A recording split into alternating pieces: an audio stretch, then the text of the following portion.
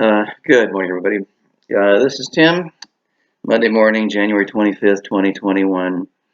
With just a few thoughts for you. Let's talk about money today. I probably should talk about it more than I do, uh, since I have a background in finance. But the topic is how to prosper in financial difficulty. A financial crisis could be on the way this year.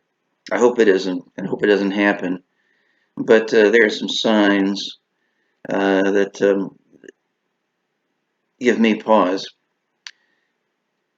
If you look at some of the things that have taken place in 2020, one is the mortgage forbearance program. It's been in effect most of last year, and it allows people with a mortgage to just delay the payments of their mortgage. No payment until some point in the future, then they have to catch up on all the payments that they've missed, which is going to be a difficult uh, problem for a lot of people.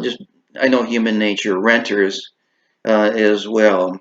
Um, have been given a pass on mortgage payments. They can't be evicted, and so knowing human nature, I think those things would make a huge impact on real estate in 2021. In addition to that, trillions of dollars have just been created out of thin air last year, and normally that's a precursor to inflation. Um, it hasn't been so far because there hasn't been what we call a velocity of money in the past year. It's just sitting there, but when that kicks in, um, massive inflation that could result from that. One of the things that concerns me is the pride of leaders who think that well, we can control it because we're smarter than some other people that have gone through that before. And also, there's the tax issue that's coming up. Tax increases. Um, Joe Biden campaigned on raising capital gains tax, for example, to 35%. And just this last weekend, his nominee for Treasury Secretary said that's not only are they talking about raising it to 35%, but they're talking about raising it on unrealized capital gains. And what that means is normally, if you have stock or an asset, you sell it, and then there's a gain or a loss as you compare what you receive from the sale with what you paid for it in the first place. But unrealized gains means you don't even have to sell your stock, but you're just deemed to have um, had a capital gain at the end of the year, and you can be taxed at that, even though you don't have any money from the sale. I can't imagine that's going to happen. But a couple of thoughts, and these apply in any situation, but especially when times are difficult financially. First of all, beware of the danger of greed.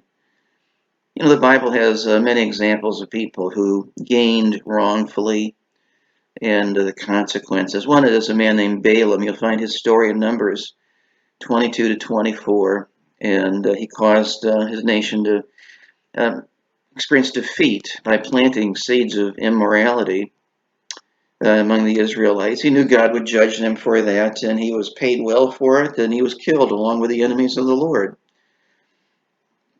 because of it. But even more, in the New Testament, this guy is mentioned three times as an example of what not to do. Beware of greed.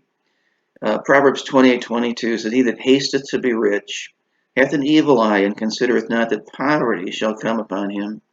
You know, it's easy to conclude that your problems would be over with just a little more money. I've had people tell me that. It's not true. And secondly, beware of the deceptiveness of debt. You know, debt is delusional. It gives the appearance of prosperity that isn't backed up by reality. We can have a big house or a big car through debt, but it's not really backed up by any true wealth. And I wish our leaders could understand that principle. Um, the Bible doesn't teach that all debt is sinful. I don't think that, but it does teach that debt is a sign of failure, and stay away from it. And yes, the Bible does teach that we should be willing to loan for those who are in financial trouble. But who wants to be in financial trouble? And I think that we need to just decide to be out of debt as quickly as possible. In Deuteronomy 15:5 and 6, the Bible says, "If thou carefully hearken unto the voice of the Lord thy God, to observe to do all these commandments which I command thee this day, for the Lord thy God blesseth thee, as he promised thee, and thou shalt lend unto many nations, but thou shalt not borrow.